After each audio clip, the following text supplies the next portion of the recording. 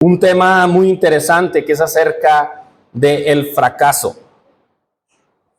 El fracaso es un tema que a veces lo vemos con los gurús, ¿verdad? Que andan allá afuera en las redes sociales y te hablan que tú puedes, pero difícilmente escuchamos hablar del fracaso dentro de la iglesia.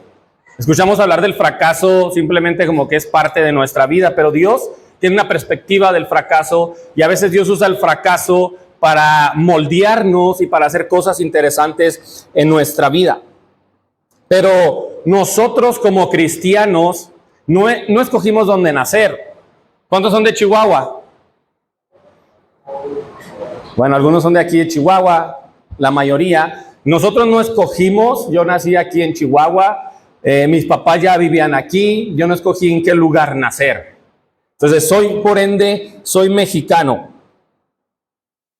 Y creo que a veces los mexicanos no sabemos lidiar con el fracaso. Es algo que voy a ver un poquito más adelante, creo que en el punto 2, pero por ahí quiero llevarme la predicación y hablar de una historia de un gran hombre de Dios que es el rey David. Pero antes de ir hacia allá, quiero preguntarles si algunos de los que están aquí vieron una serie que está en Netflix, bueno, una película que está en Netflix, es un remake que se llama La Sociedad de la Nieve. Le he preguntado a muchas personas y muchos no la han visto, pero aquellos que son de 40 y más, no levanten la mano. Esta película se llamaba Los Sobrevivientes de los Andes. Muchos, ya sé cuál es, hermano. Bueno, Los Sobrevivientes de los Andes sacó un remake que se llama La Sociedad de la Nieve. Está muy bueno, se lo recomiendo que lo vea. Aún no lo quitan en Netflix y usted lo puede ver ahí. Pero esta película me hizo reflexionar tantas cosas relacionadas conmigo como hijo de Dios, conmigo como seguidor de Jesucristo. ¿Por qué me hizo reflexionar tantas cosas? Porque esta película se trata de un equipo de rugby uruguayo que van a ir a jugar un partido a Chile, tienen que cruzar los Andes y en medio, ahí está hecho la imagen, en medio del viaje al piloto, yo no sé si se le perdió el GPS, si los GPS de antes no servían, no existía el Google Maps, aterriza en medio de los Andes, pero cuando van aterrizando, lógicamente, el avión empieza a tener problemas porque están en medio de grandes montañas, el avión se parte, mucha gente muere, pero para no hacerse la tan larga, 39 personas se están aproximadamente durante casi 3 meses atoradas en medio de los Andes. Y usted ve la película y en medio de estos 3 meses hay una avalancha que mata a otras personas, no tenían que comer, lógicamente como iban a jugar un partido de rugby a Chile y en Chile era verano, no llevaban ropa de invierno, no llevaban comida para estar 3 meses en medio de la nieve y algunos comienzan a morir de enfermedades. Pero lo que me sorprende de esta película es, y que no logro entender, ¿por qué decidieron quedarse 3 meses en medio de un avión donde no tenían comida, no tenían ropa de invierno, no tenían forma de sobrevivir? Decidieron quedarse estancados en ese avión.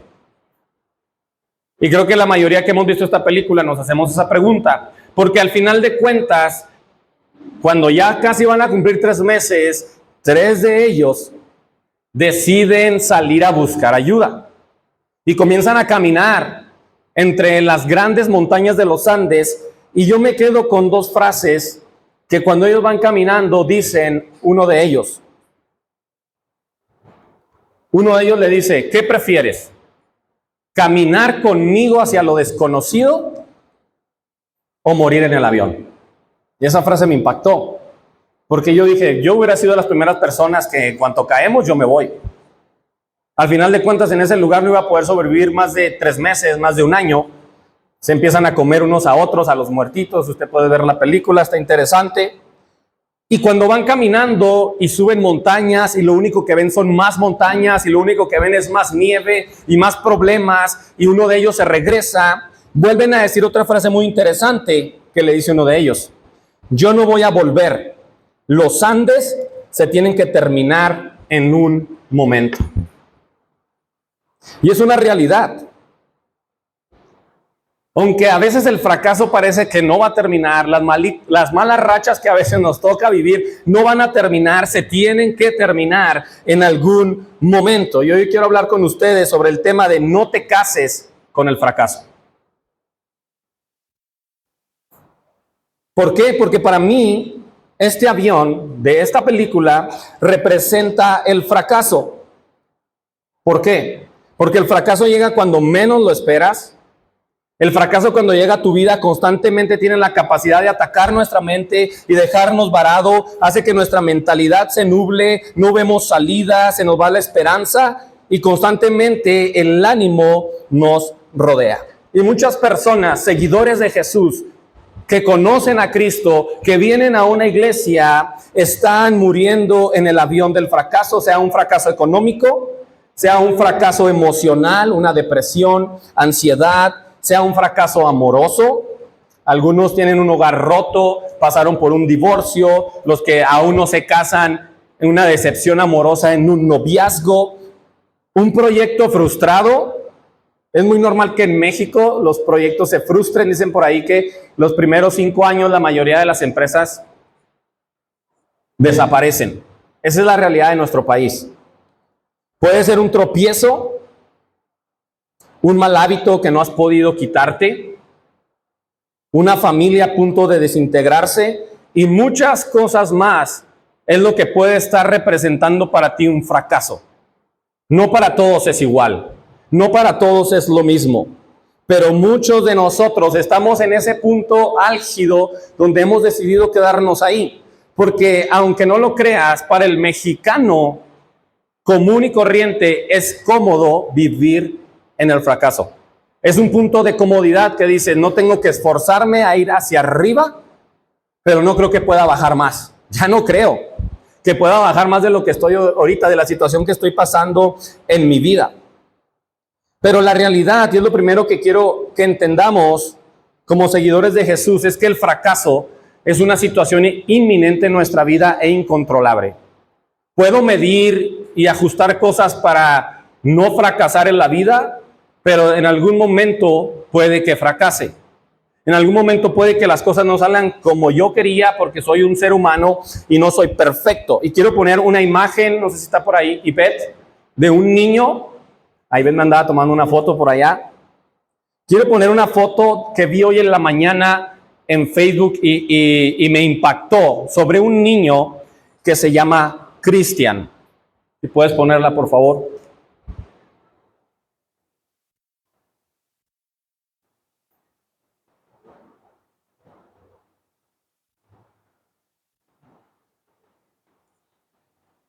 Ya me tomo café. Tal vez algunos de ustedes han visto esta imagen, no lo sé. Pero bueno, no es tan niño, ya yo creo que es un adolescente entrándole ya joven. Y él tiene un sueño. ¿Qué dice ahí los que aún alcanzan a ver? ¿Qué dice? Mi sueño es morirme. Y al leer esta historia dice que es parte de un proyecto de un fotógrafo. Este fotógrafo se llama Max Weber, algo así, y dice que él encontró a este niño en la calle y le pidió que tomara el pizarrón y que pusiera cuál era su mayor sueño para tomarle una foto. Yo pienso que si tú ves a un joven y le dices toma un pizarrón para que pongas tu mayor sueño, tú piensas que va a poner quiero ser emprendedor, quiero casarme, quiero tener una gran casa, quiero un carro del año, pero este joven tenía el gran sueño de morirse. Qué interesante es esto. Y miren lo que dice, meses después de haber tomado la foto, el cuerpo de Cristian fue encontrado baleado a las orillas de un río. Pero antes de que él tomara la foto, bueno, después de que él toma la foto, le dice, ¿por qué tienes el sueño de morirte? Y él dijo, porque no tengo un hogar, porque no tengo esperanzas, y porque lo único que sé que voy a hacer con mi vida es algo malo. Esa era la proyección mental que él tenía en medio del contexto que él vivía de alguna manera. Y el fotógrafo escribe lo siguiente: nuestro destino solo se puede cambiar si nos permitimos imaginar uno diferente del que nos ha sido dado. Vivimos en un país donde ya se nos ha dado un destino, si tú te conformas con él. México es un país que está entre los 10 países más corruptos. México es un país donde a los 5 años el 90% de las empresas desaparece. México es un país donde no importa qué partido político gobierne, siempre van a tratar de mantener al pueblo en la pobreza. Esa es nuestra realidad. Inevitablemente el 90% del mexicano es de la clase pobre. ¿Y a qué voy con esto? Me gusta la frase que dice este fotógrafo, lo que dice el último. Solamente si nos imaginamos un destino diferente del que nos ha sido dado. Ya ha sido un destino dado por nuestros gobernantes, ya ha sido un destino dado por el país donde vivimos. Tal vez ya tienes un destino por la familia en la que vives. Tal vez ya tienes un destino por las oportunidades que ves tú a tu alrededor, porque el fracaso en el contexto que vivimos es inminente.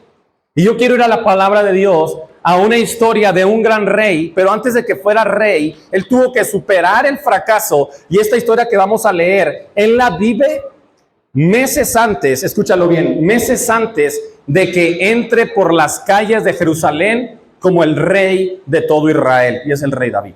Pero si él no hubiera cruzado esta prueba, él nunca hubiera llegado a ser rey. Él no se conformó con su destino, él no conformó con las circunstancias que estaban enfrente de él, sino que dijo, hay algo más porque Dios está conmigo. Y es en 1 de Samuel, capítulo 30, versículos 1 al 5. Y quiero parafrasear la historia para no hacerla tan larga por cuestiones de tiempo. Pero la historia trata de que un día Dios le dijo a David a la edad de 17 años, le dijo a través del profeta Samuel, tú vas a ser el rey de todo Israel. Es como si un día a nosotros nos dicen, a los 17 años tú vas a ser el gobernador de Chihuahua. Creo que David se sintió motivado y dijo, creo que este es un hombre de Dios. Yo soy un simple pastor de ovejas, pero creo en la palabra. ¿Sabes cuánto tiempo pasó para que esta palabra que a los 17 años recibe David se hiciera realidad? ¿Alguien sabe? ¿Tiene idea? David entró caminando por las calles de Jerusalén como rey por primera vez a la edad de 40 años. 17, súmele, porque no soy bueno para las sumas. ¿Cuánto tardó? ¿Cuánto? 23 años tardó David para que esto se fuera realidad. Ahora tú puedes decir, bueno, en esos 23 años David viajó por el mundo, en esos 23 años David se la pasó bien a gusto. En esos 23 años, hermano, aproximadamente David duró 20 años escondido porque lo quería matar el rey en turno.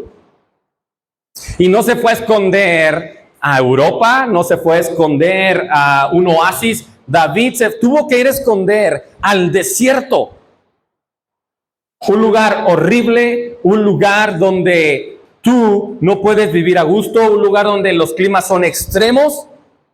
David vivió 20 años en el desierto, pero durante esos 20 años David huía de Saúl porque lo quería matar, tenía problemas. Y yo pienso, ¿cuántas veces pudo preguntarse David? Tú me dijiste que yo iba a ser rey y ya llevo 10 años huyendo en el desierto. Tú me dijiste que yo iba a ser rey y lo único que tengo es que estoy rodeado de ladrones y sigo huyendo de un rey que lo único que hace es abusar del pueblo. ¿Usted cree que David no se lo preguntó, pero no viene en la Biblia? Claro que se lo preguntó. Y decía, si tú me prometiste que iba a ser rey, ¿dónde está esa palabra? Bueno, para no hacerla tan larga, David está tan harto de huir del rey Saúl que se va a vivir con su peor enemigo. ¿Le ha pasado que los peores enemigos se alían para vencer a otro? Lo podemos ver ahora, PRI-PAN para vencer a los morenos. Así pasa, así pasaba en la Biblia, así pasa en la realidad. Los peores enemigos al último, cuando hay tanta necesidad, terminan uniéndose. Y David le dice a los filisteos, necesito que me des un lugar en tu tierra porque ya no quiero seguir huyendo. Estoy tan cansado de huir. Estoy tan cansado de la vida. Y dice la Biblia que el rey de los filisteos le dio un lugar en Siclac.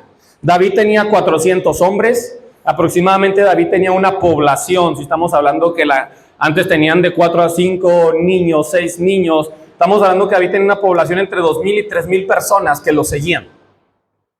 Le dan un lugar para sus 3,000 personas, donde están las mujeres de sus hombres que han peleado a su lado durante tantos años, que lo han defendido. Y un día el rey de los filisteos le dice: David, vamos a ir a pelear contra los judíos, contra tu pueblo, ayúdanos. David acepta y dice que cuando David llega a pelear, los demás generales filisteos le dicen al rey: no nos conviene que él pelee con nosotros porque se nos puede voltear y es muy bueno para pelear y nos van a derrotar. Entonces David se regresa, pero cuando David se regresa, llega a su campamento y está todo incendiado. Y quiero que entiendas esto no como un cuento, porque la Biblia no es un cuento, la Biblia es realidad. Llega a su campamento y está todo incendiado. Se llevaron a sus mujeres, deje usted las mujeres, se llevaron a sus niños, se llevaron a sus animales y se llevaron todo. David está prácticamente parado frente al fracaso. Llevo 20 años huyendo, no soy rey, los hombres me exigen, llego a mi campamento y ya no está nada de lo que tengo. Mi único patrimonio, lo último que me quedaba, me he quedado sin nada. Y para acabarla, pues ya llevan días de camino. Los amalecitas eran árabes que andaban en camellos. ¿Te has visto películas? Alibaba y los 40 ladrones. Ya se llevaron a sus mujeres, ya se llevaron a sus niños. Nosotros nos llevan 3 días de camino. ¿Qué podemos hacer? ¿Y cuántos de nosotros a veces hemos entrado en una situación de este índole? Cuando ya el fracaso, aunque nosotros no lo pedimos, está frente a nosotros. Definitivamente hay cosas que tú no esperas, que tú no mides, que tú no esperas que lleguen a tu vida. Hay cosas inesperadas que nos van a golpear y parece que el mundo se derrumba delante de nosotros. Y esto es terrible. Pero yo no te quiero llevar hacia el fracaso, sino que yo te quiero enseñar lo que hizo este hombre de Dios para salir del fracaso, y después de esto que hace, él se catapulta a convertirse en el más grande rey que hubo en el pueblo de Israel. Y lo que yo quiero compartir es que lo primero que hace el rey David es encontrar fuerzas en Dios. Dice el pasaje en 1 de Samuel 36. Ahora David se encontraba en gran peligro porque todos sus hombres estaban muy resentidos por haber perdido a sus hijos y a sus hijas. Yo estaría enojado con él. Si se llevan a mi esposa y a mis hijos, estaría enfurecido con David. Y comenzaron a hablar acerca de apedrearlo, o sea, querían matarlo.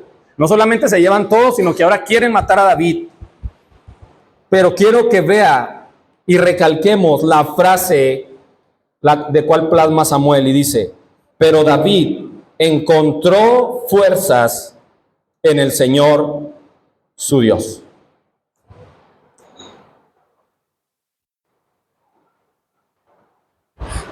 Cuando estás parado frente al fracaso, hay muchas cosas que puedes decidir. Y la mayoría de las veces tenemos la capacidad de decidir mal, de hacer las cosas mal. David puede decidir que ir a los amalecitas porque es muy difícil, porque llevan 3 días de camino y no había automóviles. Número 3, dice la Biblia que sus hombres estaban exhaustos porque venían ya de intentar pelear y lo regresaron. Bueno, venían caminando, venían días de caminar. Y si tienes a tus hombres exhaustos, lo más seguro es que cuando tú llegues a pelear, tú seas derrotado. Pero aquí hay un pero. Y hay un pero que a veces no incluimos nosotros en nuestra vida cuando nos encontramos frente a algún tipo de fracaso. Pero David encontró sus fuerzas en el Señor. ¿En qué pones tus fuerzas cuando fracasas? ¿En qué pones tu esperanza cuando parece que las cosas van de mal en peor y las cosas no mejoran? Comienzas a poner tus esperanzas en tus habilidades, comienzas a poner las esperanzas en tus contactos, o pones tus esperanzas y tus fuerzas en el Señor, creador del universo. Dice Yuval Noah Harari en su libro de Animales a Dioses, que algo que me llamó mucho la atención, dice que el problema en las épocas anteriores a la nuestra, a la modernidad, a la posmodernidad, no era que nadie quisiera tener éxito. Todos queremos tener éxito, todos queremos salir adelante. Es muy poca las personas que son como ese niño de me quiero morir. Son muy pocas las personas que dicen, no, pues mi sueño es, pues nada, aquí estarme sentado. Todos queremos hacer algo con nuestra vida, pero dice Yuval Noah Harari que el problema de la gente anterior a nuestra época no era que no quisiera ser exitosa, el problema era que la gente de las épocas anteriores a la nuestra no confiaban en que el futuro fuera mejor que el presente. Las personas de la edad medieval que vivían en un sistema feudal, yo no lo puedo creer, que había un hacendado que les daba 1 kilo de frijol y la gente trabajaba toda la semana. Yo no lo puedo creer, pero existía esa realidad. ¿Por qué? Porque las personas decían, es mejor tener 1 kilo de frijol a no tener nada. Las personas decían, es mejor mi presente que el futuro. Por lo general, la gente creía que las épocas pasadas habían sido mejores que su propia época. O sea, esta gente decía, el pasado fue mejor, el futuro es mejor, pero yo quiero quedarme en mi presente. Eso es lo que yo quiero hacer de mi vida. Y este fue el principal factor que impidió que mucha gente en otras épocas alcanzara metas, emprendiera negocios, lograra cosas buenas en su vida. Y escuchando un podcast de la historia de México, me llama mucho la atención que he analizado la historia de México desde los aztecas hasta nuestra época moderna, y algo que yo he podido observar en el mexicano es que el mexicano se aferra al fracaso. Ahora, algo que he podido observar es que el mexicano siempre piensa que lo peor está por venir. Siempre nos dicen que va a venir algo peor. Siempre nos dicen que, no, espérate, ahora que entre el siguiente presidente de México, que no sé quién va a ganar, la cosa se va a poner peor. A lo mejor sí, pero ¿quién está contigo? La diferencia, hermano, en salir del fracaso o quedarte en él, no la haces tú. La hace la posibilidad que tú tienes como seguidor de Jesús de depositar tu esperanza y tu fe en él. Son palabras difíciles de digerir porque como hombres posmodernos que somos, nosotros creemos que somos el centro del universo. Pero a veces la vida nos demuestra que eres ese grano de arena, que hoy estás y mañana ya no. Dios es el principal interesado en que tú salgas del fracaso. Dios es el principal interesado no solamente en que tú salgas de un fracaso, sino en bendecirte. Y precisamente es lo que hace David. David dice, pero yo pongo mis fuerzas en Dios. Y no solamente pone sus fuerzas en Dios, sino que él comienza a pedirle a Dios que lo dirija. Es muy fácil una confesión positiva. Yo pongo mis fuerzas en ti y todo va a salir bien. No, es que no se trata de eso. Tienes que conocer a Dios, compenetrarte con él, tener una relación con él. Y dice la Biblia en Samuel que David comienza a orar a Dios y Dios le responde a David. Dios no se queda callado. ¿Y sabes qué le dice Dios a David? Persigue a los amalecitas porque vas a recuperar todo lo que te han quitado.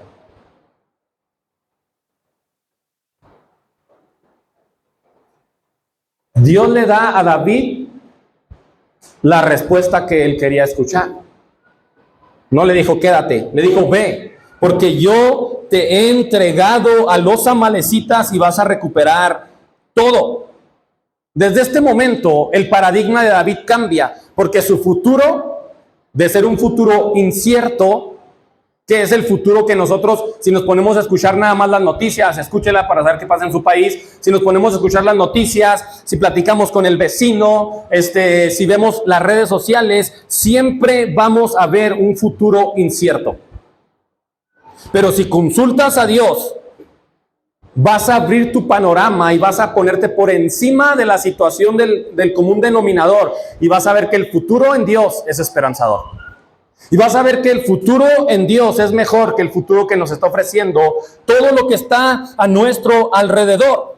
Dice el apóstol Pablo, fija tus ojos en Cristo. Fija tus ojos en Cristo. O en otras palabras, en otra versión, pon tus ojos en el autor y consumador de la fe. ¿Qué significa esto? ¿O qué está diciendo el apóstol Pablo? Si Cristo fue capaz de descender del cielo, vivir como uno de nosotros, morir, vencer a la muerte y resucitar, estás poniendo tu mirada en la persona correcta. Si yo pongo mi mirada en una persona de este mundo, me va a fallar posiblemente, me va a decepcionar posiblemente, aunque yo diga que es la mejor persona que puede cambiar mi rumbo, puede que me decepcione.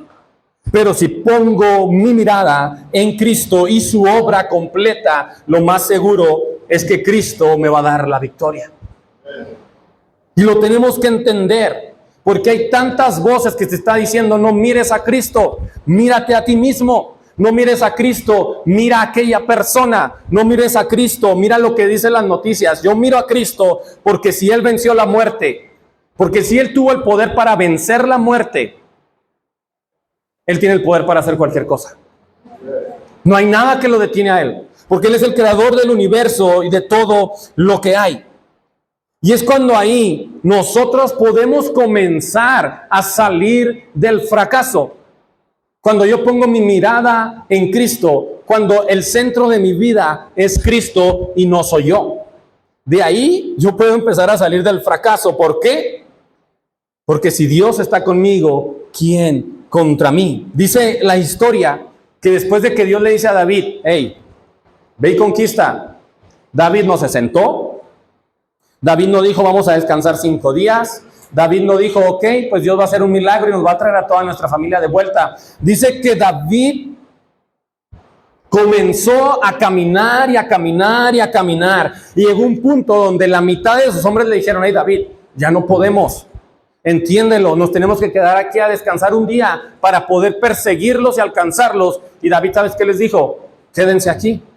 Y David continuó con la mitad de su ejército y dice la Biblia que cuando David llegó al campamento de los amalecitas, los conquistó, recuperó todo lo que habían tomado, rescató a sus mujeres, no faltaba nada, fuera grande o pequeño, hijo o hija, ninguna cosa que se habían llevado, David recuperó todo lo que había perdido.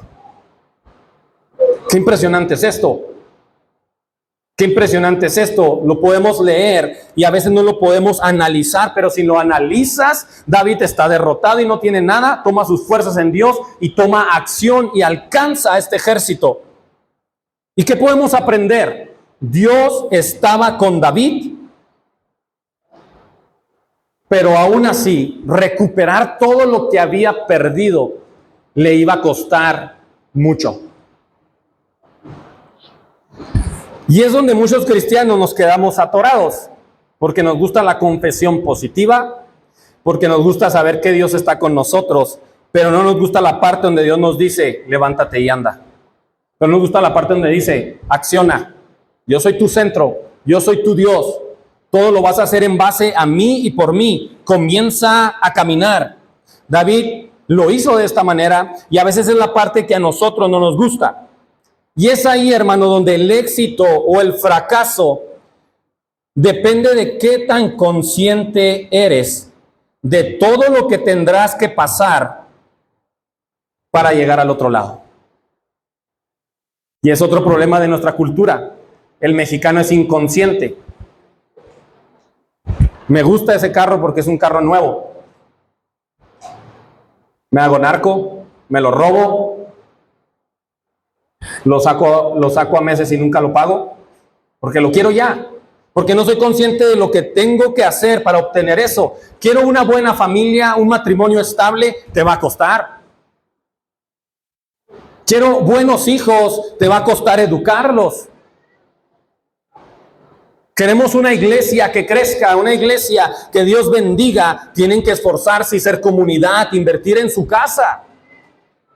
No se trata solamente de confesar, sino de ser conscientes de que todo lo que hagas vas a tener que pasar un proceso que a veces no es fácil de enfrentar. El mexicano constantemente piensa que el éxito se trata de trabajar duro.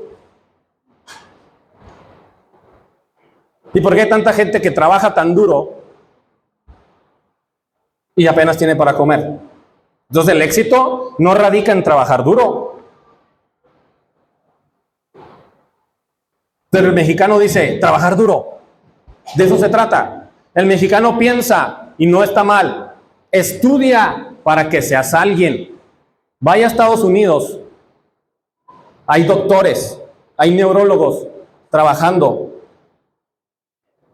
en Estados Unidos poniendo sheetrock, poniendo techo, haciendo zanjas. Y no está mal, pero no están trabajando de lo que estudiaron. Entonces, son frases de nuestra modernidad que ya no son tan aplicables a nuestro tiempo. Sí es importante trabajar, pero el mexicano dice, trabajo duro, tengo grandes expectativas y se van a cumplir rápido. Y a veces no es así. Se trata de que a veces emprendes algo, trabajas duro, pero vienen los problemas. Y tienes que ser consciente de ello. Voy a emprender algo, voy a casarme, y lo más seguro es que cuando te cases, tu mujer no es perfecta y vas a tener problemas. Tu esposo no es perfecto y vas a tener problemas. Y si no me diste eso antes de casarte y entras al matrimonio y dices, yo pensé que esto iba a ser fácil, te vas a divorciar. Es trabajar duro, es entender que va a haber problemas, es entender que va a haber cambios, es entender que va a haber fallas, que va a volver a haber cambios, que va a haber obstáculos, y cuando entiendas que la vida se trata de eso, vas a llegar al cumplimiento de lo que Dios tiene para ti. La iglesia es un ejemplo clarísimo de esto. La iglesia que hoy tienen no era esto desde el principio, ¿o sí lo era? No lo era. Y creo que van hacia más allá. Gabo platica lo que quieren hacer aquí, los planes. Digo, van más allá. No se quieren quedar aquí, pero hay cambios, pero hay fallas, pero hay problemas. No sé si puedas pasar, Carlitos, con la guitarra, por favor.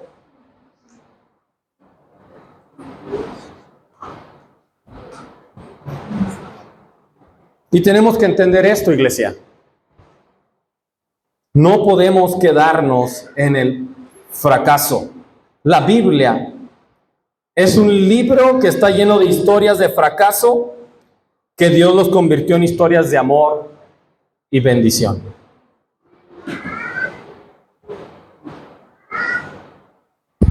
Ahí en nuestra iglesia hay dos ancianitas, la hermana Tommy y la hermana Eunice.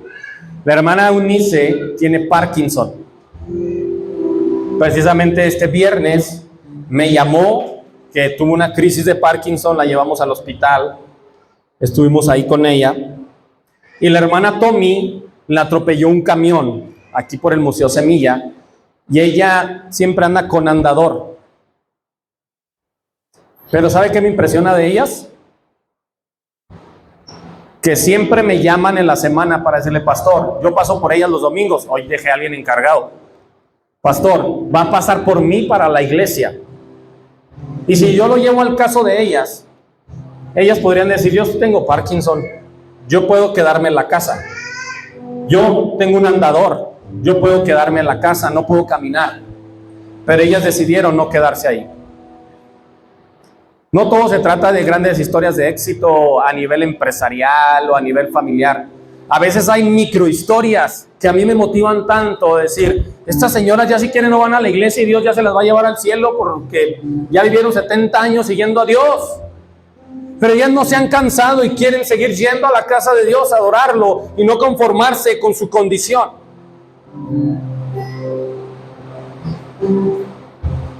Tenemos que entender que no tenemos un Dios fracasado. No tienes un Dios derrotado. Me impresionan los nombres de Dios en el Antiguo Testamento. ¿Por qué? Porque cada nombre de Dios no es un nombre que Él se autoproclamó como ese nombre, sino que su pueblo, conforme iban pasando circunstancias en su vida, su pueblo le fue poniendo estos nombres a Dios. Le voy a explicar. Por ejemplo, Elohim es el poderoso creador. Adonai, Dios el que gobierna. Jehová Shalom, Dios en nuestra paz. Jehová Jireh, el Señor es nuestro proveedor. Jehová Rafa, Jehová es nuestro sanador. Y cuando yo analizo los nombres de Dios en el Antiguo Testamento, puedo entender una cosa: ninguno de los nombres de Dios representa una situación de derrota. Ninguno de los nombres de Dios dice Jehová el fracasado, Jehová el que no puede sanar, Jehová el que no puede proveer. ¿Acaso has visto eso en la Biblia? Lo has leído una sola vez, nunca lo vas a leer, porque creemos en un Dios que no conoce derrota. El problema es que a veces no lo llevamos a nuestra vida. Si leemos la Biblia en la mañana y Jehová sanó al enfermo, y Jehová Nisi, Jehová proveyó, pero en nuestra vida lo traes a tu vida a ese Dios tan poderoso en el que nosotros creemos y hemos decidido que sea el Dios de nuestra vida. Creo que a veces decimos, no, me gusta el cristianismo donde yo voy a una iglesia, pero ese Dios no se compenetra conmigo, donde yo no tengo una relación personal con ese Dios y no veo sus manifestaciones de esta manera.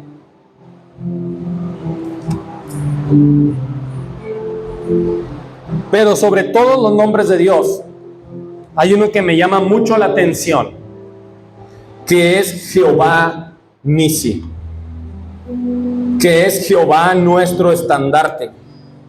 Este nombre describe a Dios, pero surge de una situación muy interesante en la Biblia. El pueblo de Israel acababa de salir de ser esclavo de Egipto, y cuando van caminando por el desierto, otro pueblo los quiere esclavizar, que es los amalecitas, que leímos en la historia de David. El pueblo de los amalecitas es conocido por ser un pueblo guerrero, por ser un pueblo férreo. De ahí salen los talibanes, los musulmanes, que usted los conoce como son.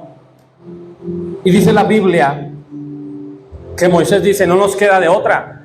Nosotros no somos un pueblo guerrero, no tenemos armas, pero tenemos que pelear. Dice la Biblia que comienzan a pelear, y cuando Moisés levanta las manos, el pueblo comienza a vencer.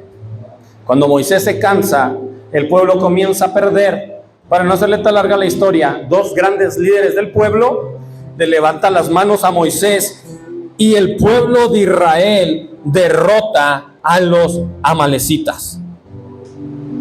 Y después de este gran acto, que era algo imposible para ellos, el poder vencer a esta nación, dice la Biblia que Moisés baja del monte y él, en recuerdo perpetuo, llama a ese lugar, clavando una bandera, Jehová Nisi, que significa Jehová nuestro estandarte o mi estandarte. O en otras palabras, Jehová mi poste señal. Jehová es el que me levanta.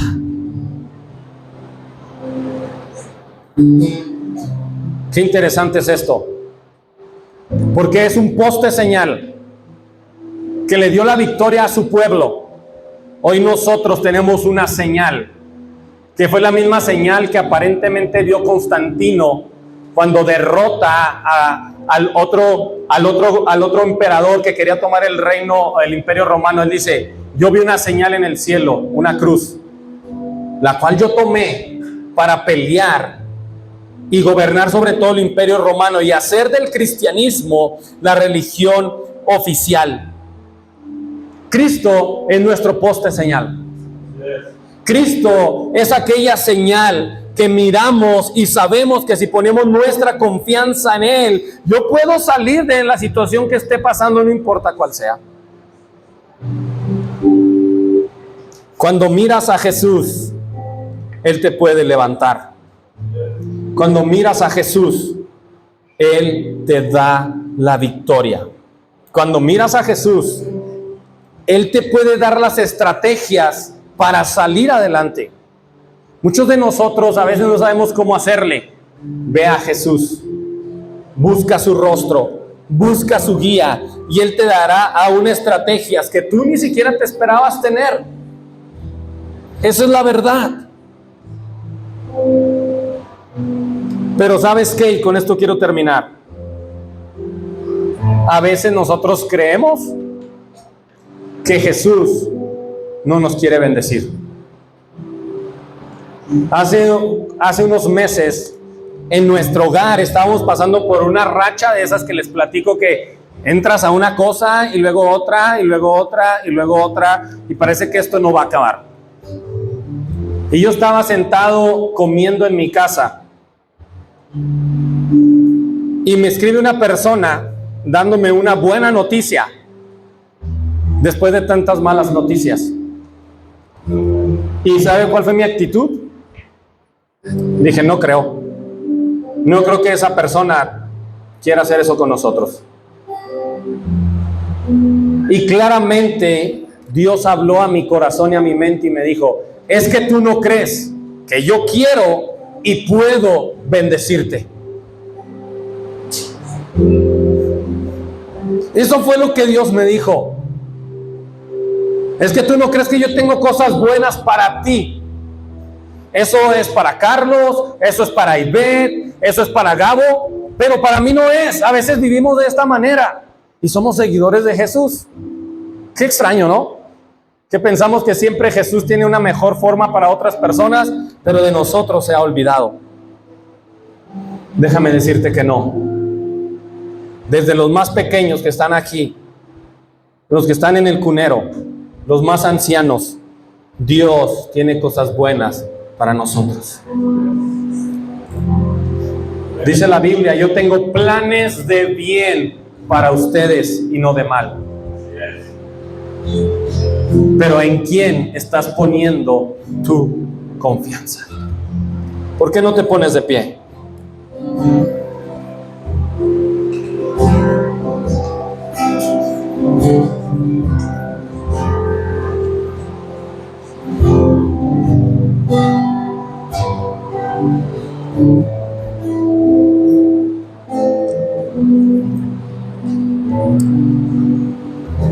Hace un momento les compartí los nombres de Dios en el Antiguo Testamento. Nombres muy interesantes, nombres que describen el poderío del Dios en el que usted y yo hemos puesto nuestra vida. Pero hay algo mejor. En Jesús se reúnen y se cumplen todos los nombres de Dios. Jesús es el Todopoderoso. ¿Sabes qué significa esto? ¿Estás pasando por alguna situación que para ti es imposible? No me levantes la mano, pero piénsalo. ¿Estás pasando por alguna situación que tú dices, de esta ya no la libro? Mi hogar está en las últimas. Mi economía está en las últimas. Mis emociones. Vivimos en la época de las enfermedades emocionales. Mis emociones están en las últimas, Arnoldo. Mis fuerzas. Jesús es el Todopoderoso. ¿Sabes qué significa esto? Jesús todo lo puede. Si tú estás pasando por algo que piensas que ya no puedes, que es imposible, estás creyendo en el Dios correcto. Jesús es todopoderoso. Jesús todo lo puede y Él está contigo. ¿Alguien aquí está enfermo? Tal vez sí, porque somos humanos y nos enfermamos. ¿Sabes quién es Jesús? En Él se cumple Jehová Rafa, Jehová nuestro sanador. Dice la Biblia que en la cruz del Calvario Él llevó todas nuestras enfermedades. Él puede sanar, es real. Dicen, nunca he visto una sanidad. Hoy puede ser el día y puede ser tu caso. Yo no lo creo, pastor. Pues créelo, porque crees en Jesús y Jesús es nuestro sanador. Steve Jobs, con todos sus millones, nunca se pudo curar de su cáncer de páncreas. Él no es todopoderoso. Usamos sus celulares, usamos sus tablets, pero ni con todos sus millones se pudo sanar. Pero tú crees en un Dios que sana enfermedades, que revierte las células malas, que cambia esa enfermedad mental, esa ansiedad, esa depresión. Ese es Jesús y es real. Jesús no solamente es eso. Vivimos en un mundo tan injusto, pero dice la Biblia que Jesús hace justicia por nosotros. ¿Te han hecho alguna injusticia en este año? ¿Eres víctima de alguna injusticia? Dile, Dios, tú eres justo y tú procederás conforme a lo que tú quieres hacer. Y por último, Jesús es nuestro libertador. Se nos está vendiendo un sueño de libertad desde el siglo XVIII con las revoluciones desde Francia, y vivimos en la mayor época de esclavitud. Somos esclavos a sistemas.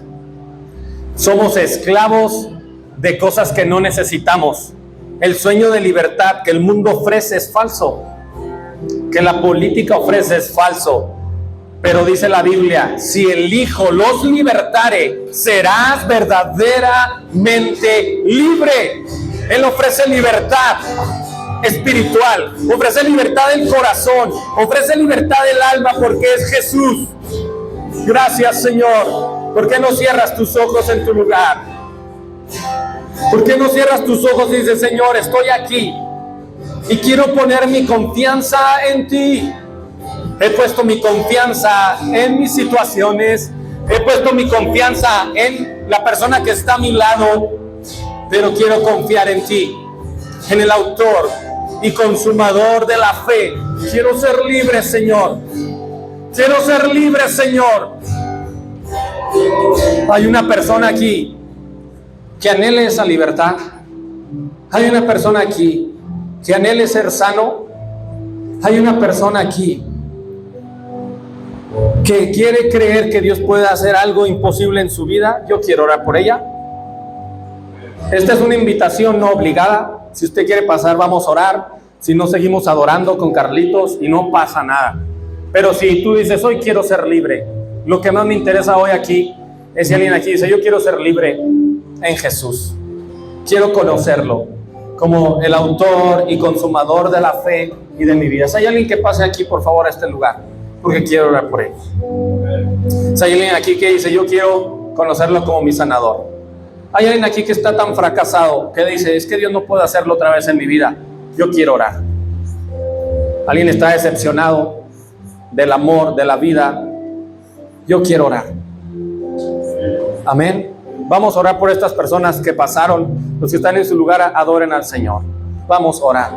Señor, gracias. Haz libre a esta persona, Jesús. Haz libre a esta persona, Señor. Gracias porque hoy esta persona ha sido tan valiente, esta mujer, Señor.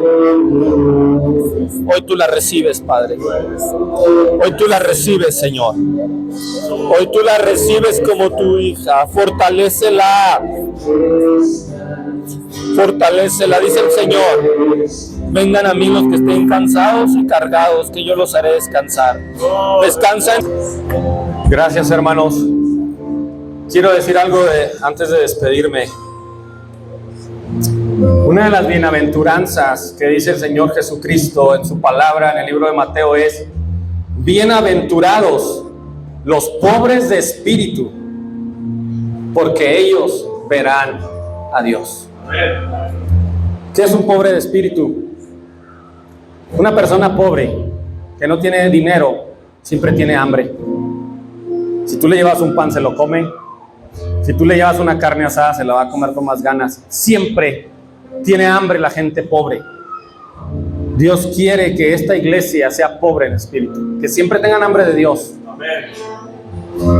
Siempre tengan hambre de Dios, porque Dios tiene más que darles, si ustedes que pedirle. Amén. Dios les bendiga.